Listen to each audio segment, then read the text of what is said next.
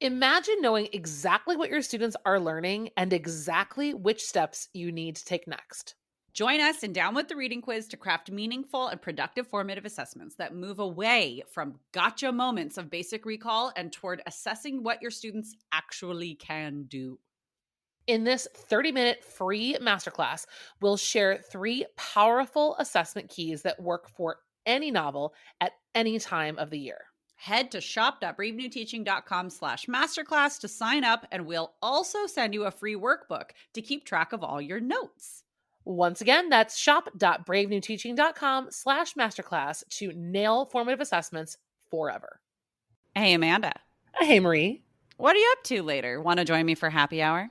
I'm all in. And guess what's amazing? Our listeners and friends of the podcast can also join us because Brave New Teaching Happy Hour has officially launched. Cheers! Cheers, everyone. We are officially hanging out a little bit longer after school with an extended, extra private podcast feed just for you. Yes. Members of Happy Hour get extra 15 minutes of the podcast, give or take, because you know us, we run a little bit long. It's just kind of how we are. But if you would like to get in on this Happy Hour action, please join us. It is only $5 a month. Head to curriculumrehab.com/happy hour and get yourself signed up, because when you're there, Amanda, tell our friends what we do every month for our Happy Hour members. I think my favorite part is coming up with a new free resource for our listeners every month. And then we pretty much break down that resource and how to use it. We also like to have guests on to do extended episodes and even Q&A that's just for you about that resource. It's really exclusive and super private just for you. So if you are like us and you like hanging out, you like chit-chatting about all things that are teaching, teacher life, and everything under that umbrella, join us for happy hour and we will see you there. Bye. Bye. Well, hello and welcome back to Brave New Teaching. Today's episode is another in our series for celebrating diverse voices in the classroom. This episode is coming out just at the beginning of Black History Month 2021, and we need to always make sure it's abundantly clear that while we are talking about celebrating cultural heritage months, this is absolutely just an opportunity for us to really showcase and highlight some of our favorite authors and artists within these different cultures and heritages, but we are teaching these voices all year, every month of every year, because people are people every month of the year. Am I right? You are so right. And if you guys have not listened to some of our other Celebrating Diverse Voices episodes, Marie and I will always accompany these episodes with a free download, because one of the goals of these episodes is not necessarily to introduce major works that are going to completely change the trajectory of your curriculum, because we know that that's a very long conversation with other people that you'll need to have. So in these episodes, we try to feature sort of unknown writers or different types of lesson experiences you can have with your students. For the most part, what we're going to share with you are opportunities for close reading, and authors that have pieces with great short segments where you can really examine author's voice and glean important understandings from that person's cultural background and heritage, their experience as it comes through their voice in these small segments. Of course, there's lots of full-length texts, especially Black History Month. Oh my goodness, so many brilliant and gifted Black writers and authors that there are to celebrate. But what Marie and I want to give you are definitely some little slivers, things that can be inserted in between other things all year long without having to do a total overhaul. And if you are working in a total overhaul, this is supplemental. This is to add to it, or take some of these titles that we're using and blow them up into full-blown units. That's actually one of the things we're talking about today is going to be a unit that I am currently working on. So let's dive in, shall we? And then we can get into some specifics. Cue the music.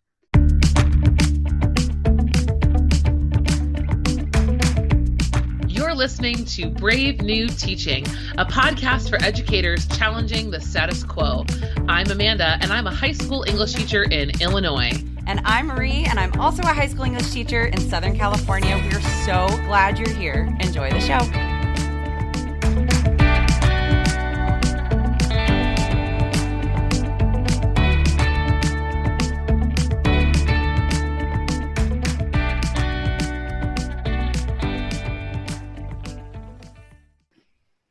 Okay, so as Amanda was saying during our introduction to the episode, we are going to be giving you some ideas of some different names, some different titles of different works that we use in our own classrooms. And that's what we've done in our other Celebrating Diverse Voices episodes. Today, also, we're going to be looking at different types of text. We talk a lot about novels. We talk a lot about poetry. We talk a lot about short story. And today we have some different ideas of different genres and different formats of text to not just diversify the voices, but diversify the format of text in your classroom for some good engagement. And there are just so many amazing artists out there that we don't always, as English teachers especially, but as just teachers in general, we kind of get into the day-to-day grind, we get into the day-to-day grind of things, and it gets hard to see the forest through the trees sometimes. So this is one of those moments to kind of like put your head up a little bit and like peek around. Amanda, shall we start? Where do you want to start? Shall we start? I know actually you have some pretty good ideas for especially like really high level literature. So we're kind of on that strain talking about novels and that sort of thing. Why don't we start there? Yeah. So an author that I feel like I only really chat about with other teachers is in kind of like the AP Lit community because she is just that talented. But I want to share with you the author Octavia Butler. If you're a ELA teacher and maybe you're teaching middle school, you're teaching freshmen, you might not have heard of Octavia Butler. You may not have taught her before. But Octavia Butler is an incredible author. She is deceased at this point. She did die in February of 2006, but man, her canon of work is just fascinating. Butler, she's known for her science fiction writing, and which is just a genre that, of course, dystopia and science fiction, like, come on, like that is like totally my jam. I would highly recommend, if you guys haven't already checked it out, the Parable series. So in her Parable series, you basically got a young protagonist, and you've got dystopia in California in the, wait for it, 2020. So reading Octavia Butler now is gonna throw you a little bit. But if you like Margaret Atwood, if you really like that kind of a thing, she is an awesome person just to add to your own personal library, even if you don't have kids that you think can handle some of the really cerebral themes and topics of her literature. She's someone that you should definitely add to your own personal library, if not also to your classroom library. But that's where I would start, would be with the Parable series. She's got the Parable of the Sower and Parable of Talents. And I think you guys would really like that. She's relatively new to me. I did not learn about her in college. She came to me through an AP workshop that I went to a couple years ago, and I just drool over those Parable books. They were so, so good. And I've learned a lot about her in my past. And I think we're celebrating Black writers. I don't think Octavia Butler comes to the top of the heap very often. I mean, we talk a lot about Toni Morrison and Zora Neale Hurston. We talk about Lorraine Hansberry, these like amazing, really well-known writers who are so gifted and so worth all the spaces that they inhabit. But if you're looking for someone who's maybe not always in the spotlight, I think Octavia Butler is a great writer to check out this year. Well, and another cool thing you could do, I mean, because I know how many teachers we've had go through curriculum rehab, specifically English teachers, but teachers in general, who have prescribed curriculum. And one of those things that they have to teach, let's say at like the 9th grade level, is The Illustrated Man by Ray Bradbury. Or even at like the sophomore level, we've got Fahrenheit 451. What a cool pairing to take close reads of her Parable series and really let students dig into some author's craft and author's voice and be able to look at these texts side by side. Because I know in the movement to decolonize our curriculum and to diversify the voices that we are presenting to our students, there are a lot of roadblocks in especially American educational systems and culture. And some of those roadblocks we as teachers actually can't get around, like depending on where you are and where you're teaching. So if you're stuck, here's a way to unstuck yourself and broaden the scope for our students. I think she's like a perfect example of someone who you're going to get a lot out of a close read, out of like 2 paragraphs. So I would, if you're feeling the vibes here, go read the books yourself and then find those passages that mirror other things that you're teaching, either in author's craft, in theme, in characterization. Those things are even better, I think, in small chunks because kids are so laser focused. And then you are also broadening that scope of voices in your classroom, which is an amazing 2-for-1 kind of lesson. That's awesome. Absolutely. Okay. So totally pivoting from the format and the genre of novels. I like to teach smaller texts. Anyways, I love teaching novels, but I also like using smaller texts as a really like deep dive focus in my classroom for either a concept or an essential question, whatever it is that we're looking at. And so a title that I have for you actually comes in 2 formats. You're welcome. It is a short film, an Oscar-winning short film, and a children's book. It is called Hair Love by Matthew A. Cherry, and it is so good. I hope you get a box of Kleenex though, because all the feels. Well, and the beauty of it here is that this children's book is just vivid. It's one of my daughter's favorite books. You go, okay, everybody can connect to literature, even a 4-year-old who really is not even quite pre-reading yet. But looking specifically at like the lesson download that we have for you guys, if you head to our show notes at Author's Voice, the short film, I mean, I love the children's book as well, but the short film Hair Love is just so good. And it's a wonderful way for students to practice different skills of extracting evidence from a text and to quote unquote, close read a text that is in a visual format like film. It's just a really cool way to do it. So like, I love using film. I love using in video. I love using children's books and like really boiled down ideas and boiled down stories to the most simplistic forms for introducing ideas. But it also works really, really well for practicing close read analysis and for practicing extracting evidence and that sort of thing. And Hair Love it's a 7-minute film and you can get it on YouTube for free. Like it's no-brainer. So it's incredibly powerful. I've actually used it as a pairing with Raisin in the Sun. If you guys have ever had the opportunity to teach Raisin, I've always struggled with the scene where Beneatha talks about her hair. And even as a white female teacher, I've struggled to teach this play because so much of it is tied into Black identity. And so I found that branching out and pairing those characters with other types of text has been super helpful for my students especially. And so I've actually paired Hair Love, which is this little girl's experience, to Beneatha's experience, and had the kids do some writing about how critical hair and assimilation, because for Beneatha, for those of you who haven't read it, Beneatha's really kind of stuck between 2 worlds. She's really proud of her African heritage, but at the same time, she's changing herself to fit in with American culture. And I think a lot of students can relate to that, whether or not it's your African culture or heritage. It could just be something different about your family. I mean, there's lots of different ways that this book then opens the door for that conversation and just for understanding a character in literature at a whole nother level and appreciating her struggle and why things are so hard for Beneatha. Oh my gosh, I have so much love for her. And I think Beneatha's story is so raw. I just love talking about her. And I mean, if you think of too, like a lot of the literature that we teach our students or the stories that we bring to our students have adult protagonists. Right. And it's so hard for our teenage and preteen students to connect and see themselves in an adult.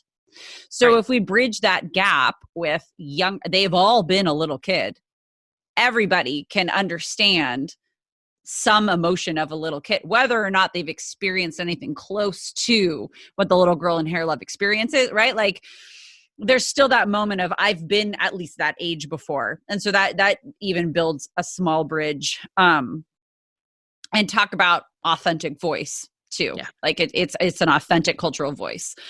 Speaking of authentic voice, the last genre that we want to cover today, if we really want to in our classrooms teach authentic, diverse voices, memoir. Hands down. People speaking and writing their own experience. It doesn't get more authentic than that, right? Memoirs and excerpts of memoirs and interviews about a memoir. And yeah, there are some amazing, that's actually the unit that I am working on right now for my juniors. They're going to be doing a choice memoir unit. And I asked them before this last winter break, so a couple months ago, I asked them, hey guys, we're going to be doing a memoir unit. What prominent Americans, because it's American Lit, do you want to learn about? And I got so many students saying that they want to study Barack Obama's new book. Oh my gosh, why can't I think? Promised Land. Promised Land. Mm-hmm. Which of course has a very prominent display in my own living room, like right behind the couch. And I was like, you guys, it's so long, but okay. It's really long. It surprised me that all these 16 and 17-year-olds were like, I want to read A Promised Land. But like talk about an authentic voice, right? Like it's his own words. Well, and I think one of the struggles that we're finding ourselves in here in the English teaching community is that we rely very heavily on fiction. Yes. And some of the muddy water when we're talking about, again, decolonizing curriculum and really having conversations about Black lives and when we have characters, we have more conflicts in deciding which characters are correctly representational, which characters are not being featured enough, right? It becomes very difficult, and it's a conversation that needs to be had, and it needs to be evaluated within our schools. And reason we want to give authentic voice a chance, memoir is a critical component of that. And so if we're thinking, and Promised Land is awesome. I have to tell you, I'm listening to the book right now.